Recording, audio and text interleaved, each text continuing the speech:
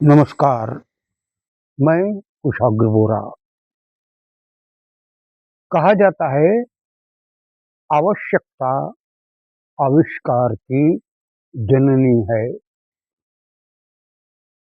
जैसे-जैसे हमारी आवश्यकता हमें महसूस होती है कि ये चीज़ होनी चाहिए, तो फिर हम लोग उस चीज़ का आविष्कार भी करते हैं।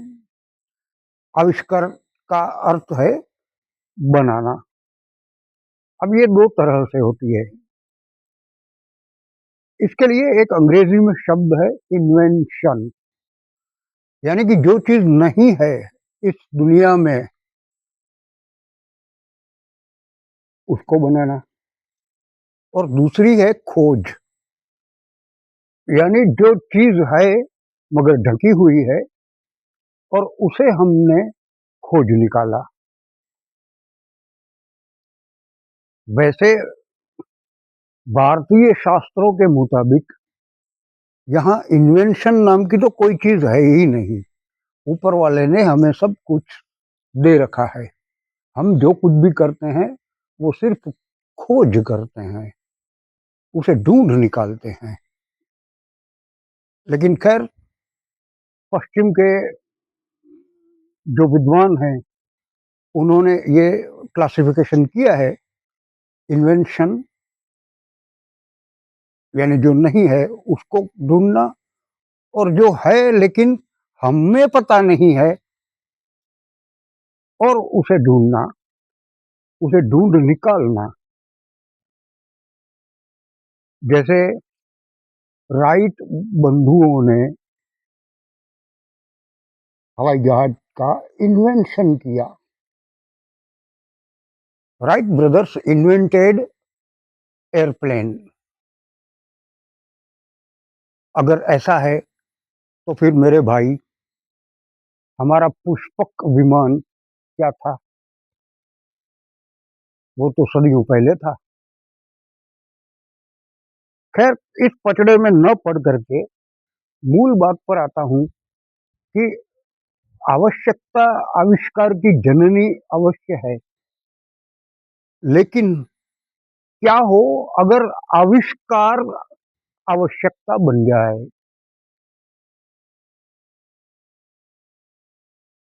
आपने ये बात ज़रूर से महसूस की होगी कि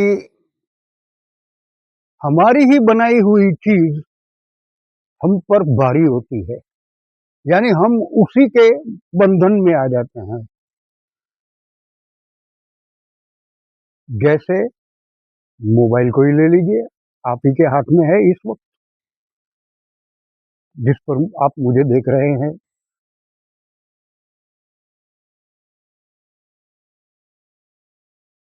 मोबाइल आज हमारे लिए एक बंधन बन गया है।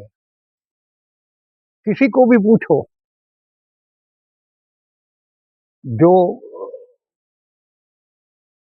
मोबाइल नेटवर्क की कंपनियां हैं, उनकी तो आजकल लाइन आती है लिखी हुई, उनकी एड के रूप में, डेटा बिना चैन कहाँ रे।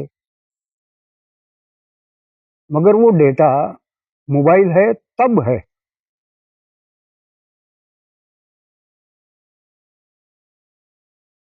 ये हमारे लिए जो बंधन बन जाता है, हमारा ही आविष्कार और हमारा ही बंधन। हमारे बस में नहीं इस बंधन से छूटना। वैसे है, हम चाहें तो क्या नहीं कर सकते, मगर आजकल हम वैसा कर नहीं पा रहे।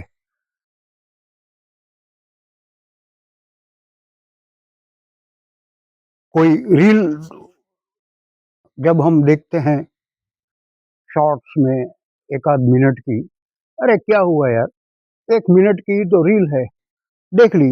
मगर बात उस 1 मिनट की नहीं, बात दरअसल ये है कि उस एक रील के बाद जब हम हमारी उंगली से स्क्रॉलिंग करते हैं, तो आपको पता है हमारी उंगली के टिप के ऊपर, ये जो टिप है, हमारे सेंसर्स होते हैं, प्राकृतिक सेंसर्स,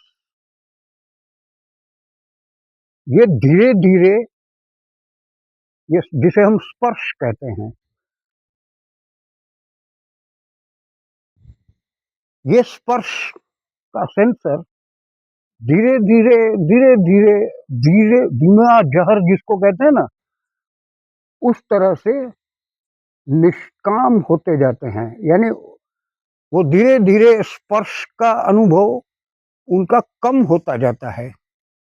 आपको एक एक्सपेरिमेंट करने को मेरा जी चाह रहा है। आप किसी के कंधे पर आप अपनी हथेली रख दीजिए, उस उसका रिएक्शन देखिए और उसके कंधे पर आप अपनी उँगली से थोड़ा टच कर दीजिए, फिर उसका रिएक्शन देखिए। आपको ज़मीन-आसमान का फ़र्क नज़र आएगा। ये हमारे उँगली के टिप पर जो सेंसर्स लगे हुए हैं, प्राकृतिक सेंसर्स, इतने पावरफुल होते हैं कि हमारी ऊर्जा दूसरे के अंदर हम आरोपित कर सकते हैं। अब उसी उँगली से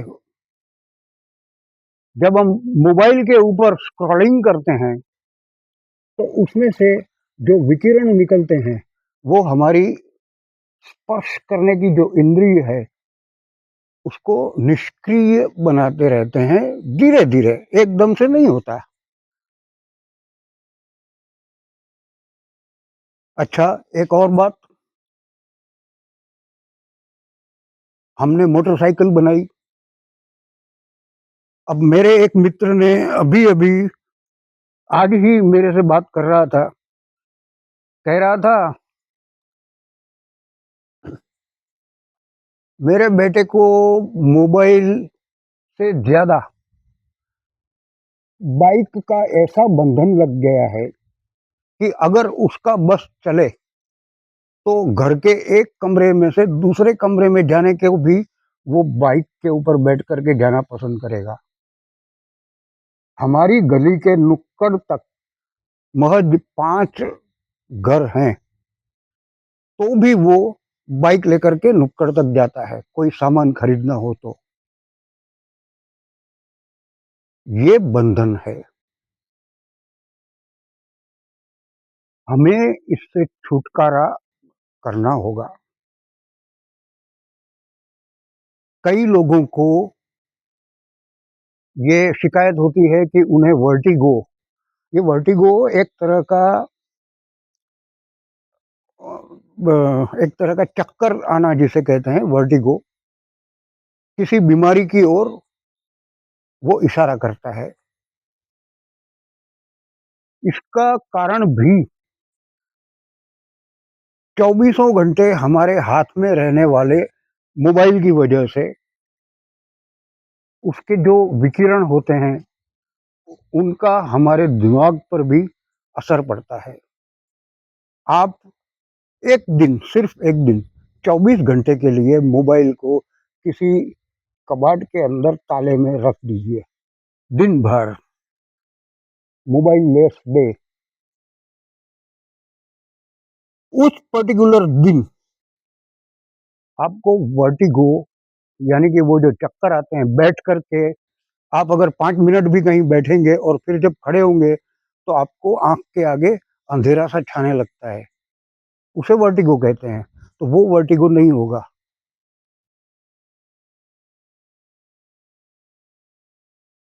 ख़ैर, ये विषय काफ़ी लंबा-चौड़ा है,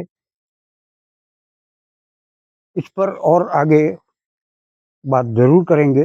आज के लिए इतना ही। नमस्कार।